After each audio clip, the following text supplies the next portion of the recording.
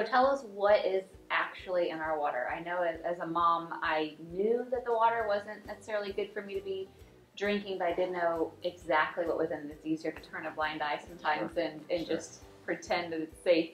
So what's actually in there, and what are the health impacts of these toxins? Sure. Well, let's start with chlorine. I mean, we get used to chlorine. It's everywhere in swimming pools and things, but I mean, this is Clorox bleach. I mean, how would you like to bathe in this? How would you like this in your coffee?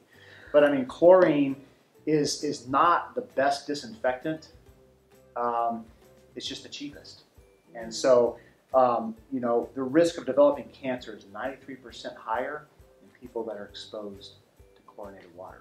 Wow. And it's been said that chlorine is one of the greatest cripplers and killers of modern times because it's everywhere. And so then a lot of municipals are beginning to add ammonia to the water. So I mean, this is glass cleaner, basic glass cleaner. I mean, how would you like a shot of this in your coffee in the morning, right? But I mean, you put these two together and you get what's called chloramine. And so chloramine is much more difficult to remove from the water. It's more stable because chlorine reacts in the water to form trihalomethanes, which the EPA, like many cities, get flagged for high levels of very toxic byproducts. So then they add ammonia to the water to stabilize the disinfection, but chloramine has its own host of problems. These two chemicals are the ones that are liberated in the shower. So in a hot shower, between 50 to 80% of these chemicals are released, and not only do they go through your skin, but you breathe them in. So when you drink water, your body has a filtering system like your liver, but when you breathe them in, it's said that chloramine directly into the bloodstream. So I mean, it's a very dangerous to have that going directly into the bloodstream. Another toxin that's a little bit controversial is fluoride. Most people think fluoride is healthy, right? Well, the fluoride in our water is hydrofluorosilicic acid, which is a byproduct of the metallurgical and fertilizer manufacturing industry. It's a toxic waste product they dump into our water. It can cause cancer. It can cause many different things. A similar compound was used in rat poison in past generations.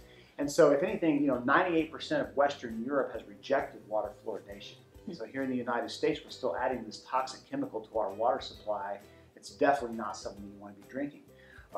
Lead. I mean, everybody knows about lead. You know, Flint, Michigan, and things like that. Many water supplies have lead, and if you have an older home with copper pipes, the solder is loaded with lead.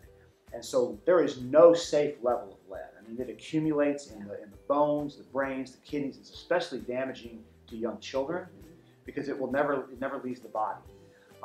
And there's no safe level of lead, and many researchers said it's even more dangerous than we thought that it was originally.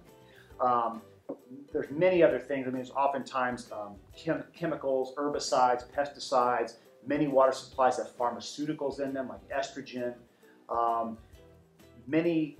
Many people have problems with fertility because of the, you know, I have a doctor who's a fertility doctor. He said, you'd be surprised the young men who have problems with fertility. And these kinds of toxins are hormone disruptors, especially the pharmaceuticals that are in our water. Chromium-6, Aaron Brockovich has talked about hexachromium is in a lot of water supplies. I mean, that's a laundry list of nasty things that you do not want to be bathing in and you don't want to be drinking in. Yeah, for us or our children.